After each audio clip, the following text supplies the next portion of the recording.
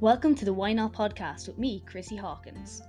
In a world where everybody asks you why, I'm here to ask why not. So sit back and relax or walk and listen and join me on this journey as we try to answer this never-ending question: what makes people say, why not?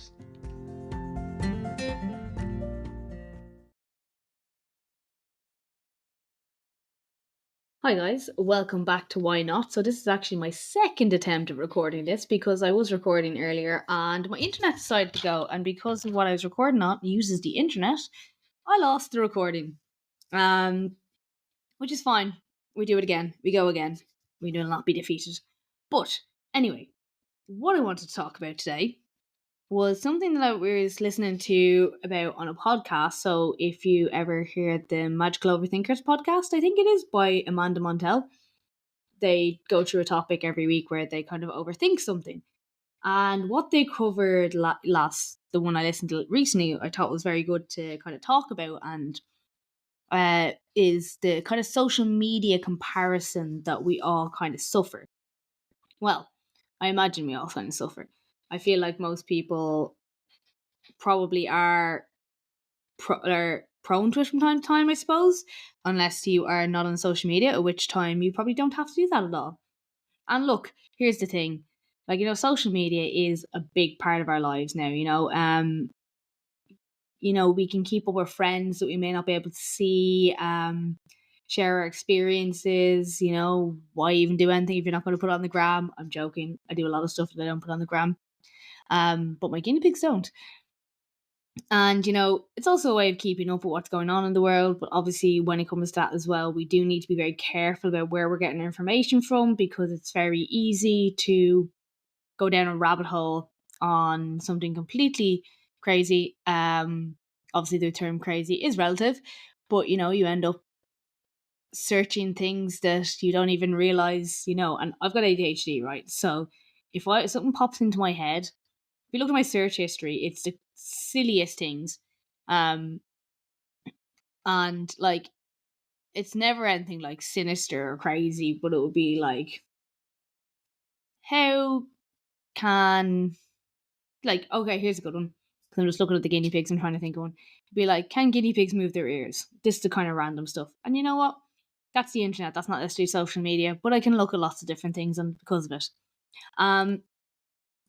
But anyway, that is just the internet. But when it comes to the social media, it's very easy to, as I said, bring yourself into this little feedback loop of comparison and seeing people who are, by all accounts, looking like they're living their best life. And they might be, they might not be. Who knows? But I think we have to remember everyone shares what they want on social media. So this even goes for when people are talking about mental health or, showing bad days. And this is not to take away from anyone who does that, but it is something to remember that they're showing you that because they want you to see it as well. Like, there's so many different reasons for wanting to show you, but it is also because they're happy to share it, and obviously, when we look at things and see these other like idolized kind of snapshots of people's lives when they're showing the good times, it's very easy for you to go, why don't I have that? So one thing I thought was very interesting on that podcast that they talked about was the fact that women are actually more susceptible to fall into this trap of comparison. And now there are reasons for that. One of them, like the reason we have a comparison, the reason we compare ourselves is because originally, way back when, it was necessary for survival. So, you needed to fit in with the group, which is great. Because otherwise you would die. And you compare because there was competition for food, for, mating and all that kind of stuff. Now, the thing about it is social media and internet and stuff has gone so quickly that our actual brains cannot keep up with that. So we're seeing these people, and way back when, you would be comparing yourself to people in your locality, even the early days of social media. Hey, I'm old enough to remember. You'll be comparing your friends or people from school and wanting that. Now, because of the algorithm and stuff, you can compare yourself to anyone all over the world and feel inadequate, which is crazy when you think about it. Um, and like, the thing about it is, because they're algorithms, the stuff you stay on longer comes up more.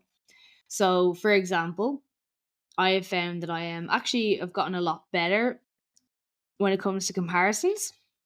And, I like to, when I see people doing well, I like to, instead of getting all up my grill about why I'm not doing well, I like to support them and tell them they're doing great. And, that to me feels better, because there's no reason I can't do that too.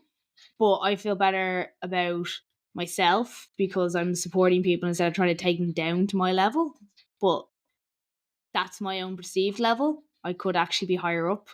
They could be comparing themselves to me and other things. They're probably not. But one thing I have noticed in recent times, and um, one, like, as I said, the things like that I see, say for instance, I see people doing well in business, I do people well out in the horses, and I want them to do well, and I love cheering them on. But one thing that affects me recently is seeing people getting married or engaged. And the reason for that is, like, many people who know me, some people who won't know me, is that I was engaged up until the end of last year, and the relationship split up. So when I see these things, I think, fuck them. Not fuck them. No, I have that pang of, why am I not like that? Why I should be there? So, like, what I'm trying to say is, I'm not immune to it either. And the thing about these comparisons is, there has been a saying before, it's like, just create your field, just remove everything that affects you. But you kind of can't remove everything. Um and you're not really dealing with it either. So this is what I'm going to tie back to what I was saying there a second ago, is that if you what's more helpful, and I said this in the podcast, and I found this in general as well, when I have bad feelings in general come up since I've been doing therapy for the last while. Shout out to therapy, do therapy if you can. Really highly recommend it. But it's questioning why you feel that way, I think, is really, really important. And looking into it, like, why is that your reaction? Why do you feel disgruntlement or feel less than when you see these things? I think it's really important to do, because for me, obviously, I'm still processing a traumatic breakup. When I see these people, I feel like that's something I'll never get, which is something I really wanted. And I felt like I was finally on track for that. And it's hard to look inward and kind of ask yourself these questions, like, why do I feel like this? Why is this affecting me so much? And believe me, it sucks, because it's much easier to just go, fuck them, or remove them from your feed. But it's so much harder to, like, take that step back and look at why it's triggering you. Um, and there's a reason, there's something in within you. Um, and as I said, it feels shite when you do it, but it's important, because then you identify what the root problem is, and you can work on that, as opposed to, like, you can work on that to a point that you now know that when you see these things, it's not going to trigger you anymore, because you can deal with it. Basically, you can look at it and go, okay, that's what that is. Fair, fine, no worries. That's why I feel that way. And obviously it doesn't happen overnight. It's a long process, but as I said, I do really recommend it. Um, but, like, let's maybe look into why I'm so bad at, like, keeping a structure. I had a plan to go this way, but apparently I have the attention span of a tiny baby otter. Anyone knows that ad? I hope you enjoyed my joke. But let's look at why as well women can be more affected. So we all know there are so many pressures on us culturally. Women need to look a certain way, have a family, have a career, and do it all while looking fabulous and having no problems. And I think, as I said, there's a lot of people out there who are breaking down those stigmas and showing when they feel like shit or things are falling apart for them, which is really good. And I really like to see it. But, like, you know, there is always something, there is those beauty standards which are ever changing. So you mightn't fit into it now, but give it 5 years and you might. But it's very easy when you see these like skinny, blonde, often white women, living their best life with a pina colada in their online business, and you're there with two kids, and you're trying to juggle them while working from home, and you haven't been on a holiday in 2 years, and it's very easy to look at that and compare. Or likewise, if you're self-employed or an entrepreneur, or even if you're in a 9 to 5 and you see that kind of thing, like where people have this like financial freedom, and you wonder like, why can't you have that? And it makes you just feel less than, and like you're not accomplishing enough. And you might even want that. Like, some people don't even want to do stuff.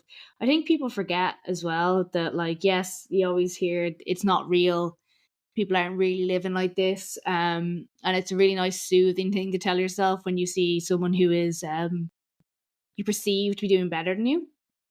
But I think as well, it's very important to remember that a lot of these influencers or people who have a social media career or a YouTube career, or any of them, work really damn hard too. And maybe they're at the point where they don't have to work as much as they did before, but they did a hell of a lot of work to get there where they are. Yes, there's plenty of people who are pretending their lifestyle is better than it is. There has been multiple cases of that over the years. But the people who are at the top um, are working very hard. Their whole life is online.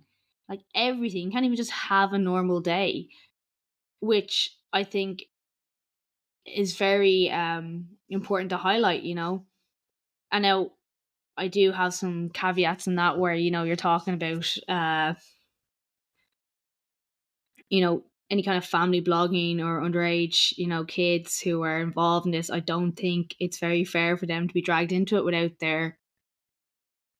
the ability basically to consent. But if they're of age and they're doing this, like the hours it can take to edit videos, edit photos, which I'm not always proving of either, taking footage, like if you realize how much work goes into that, it's not just a couple of selfies and you get brand deals.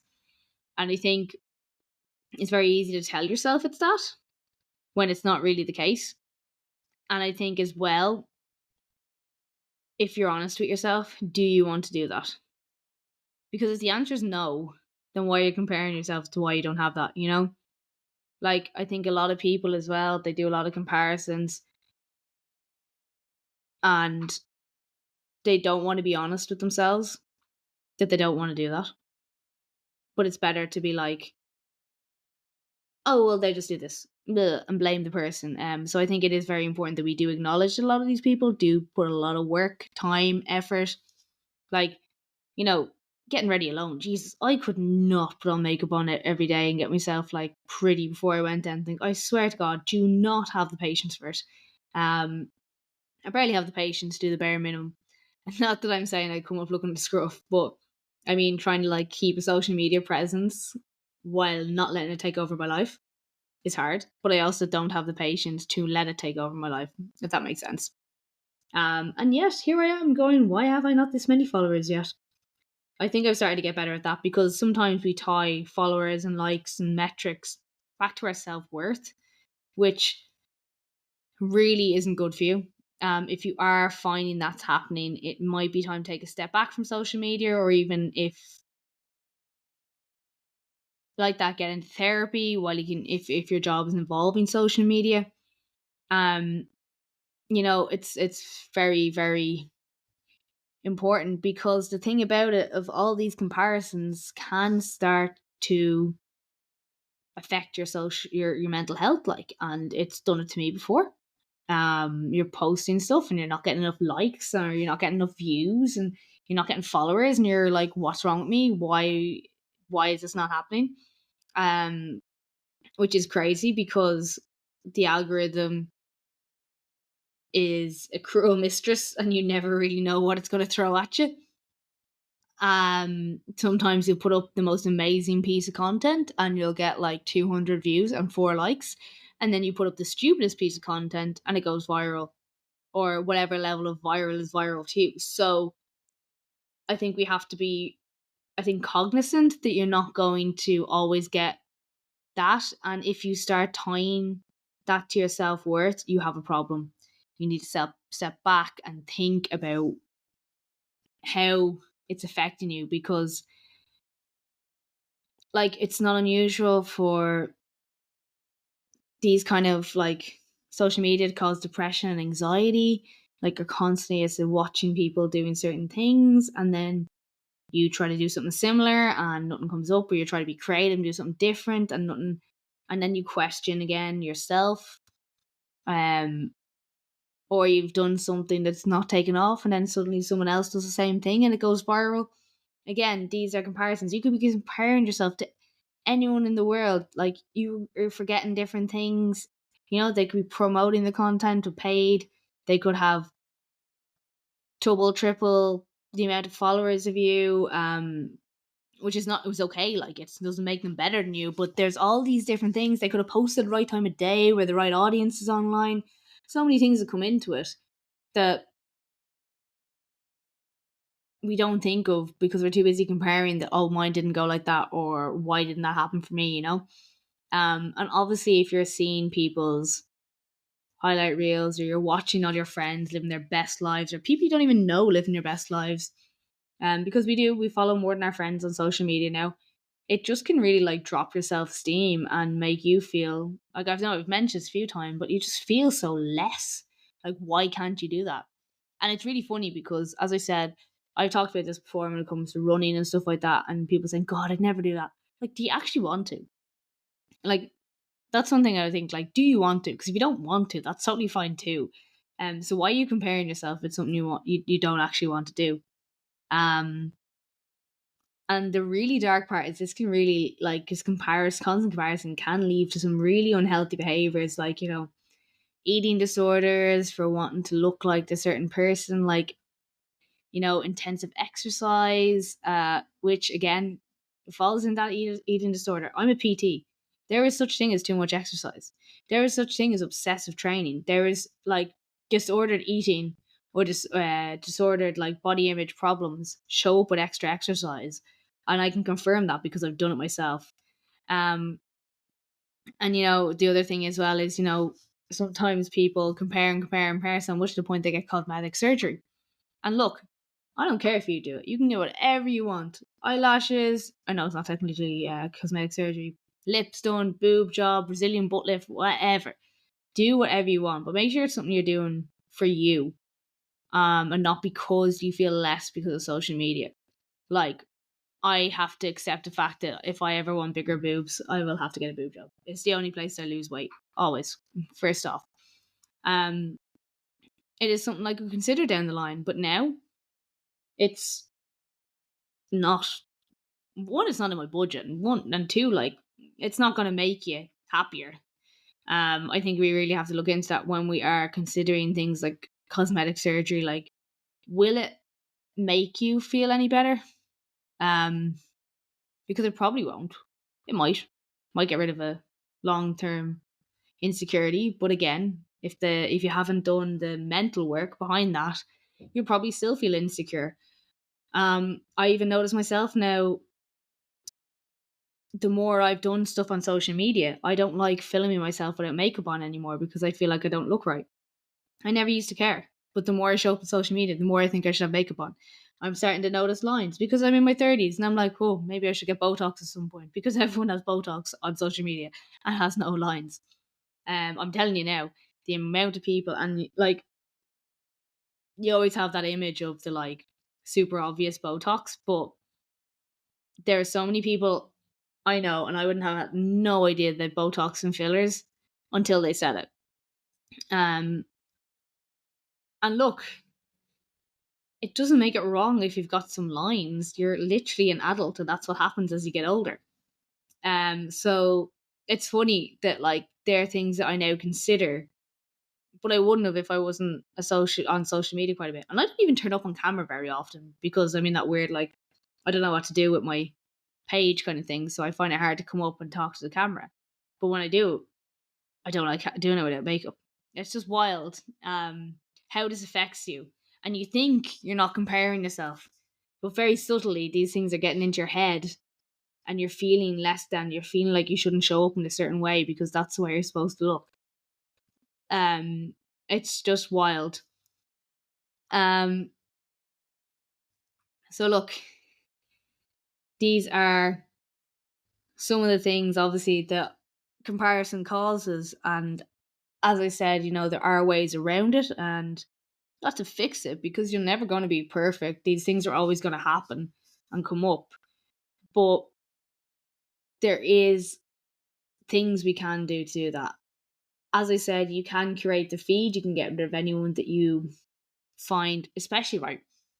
I'm all for getting rid of people who every time you see you go, ugh.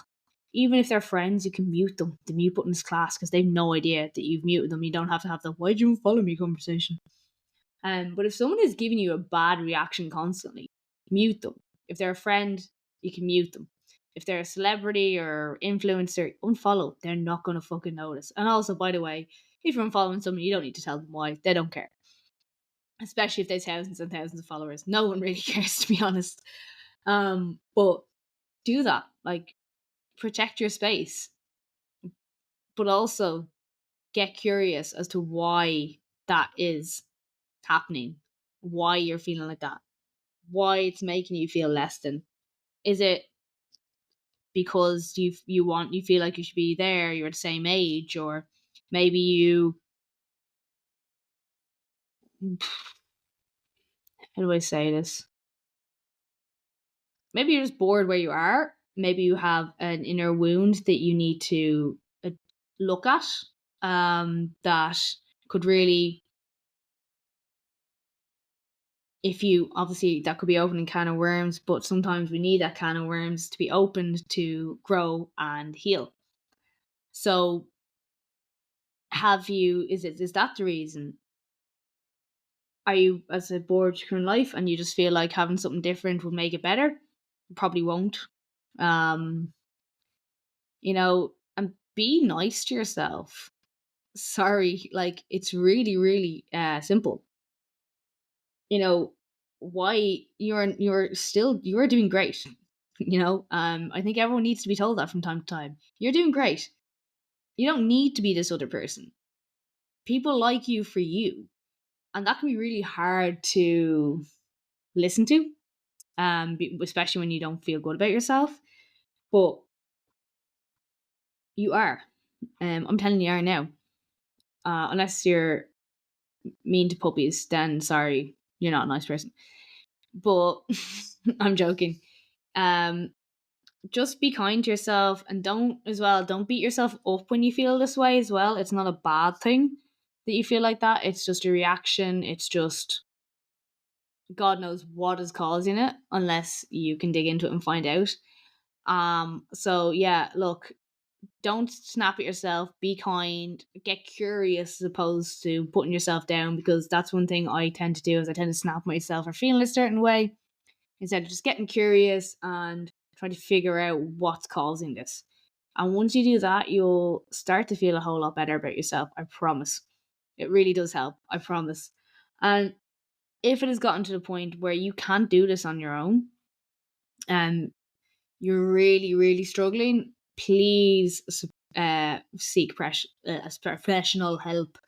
You could ask your friends or family, but look, sometimes a professional is better. I've gone through a lot, and I think the best thing I did was go to a professional, because a lot of the time your friends and family will mean well, but they'll try to fix it straight away. And sometimes that is not what you need. Sometimes you need someone to listen and talk through things with you and make you think more.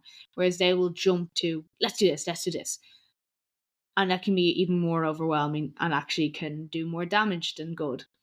So just remember, like, don't be afraid to go out, seek someone. I use BetterHelp. I've tried to it before. You don't have to go anywhere to do it. You can do it from your home, you can do it from your phone, you can do it from anywhere. And I have done it in several different places. So it's not an ad, it's just I just think it's great. I found online therapy fantastic for myself and not feeling that stigma of going into a place, which shouldn't be there, but it is. So I hope these little things help you out.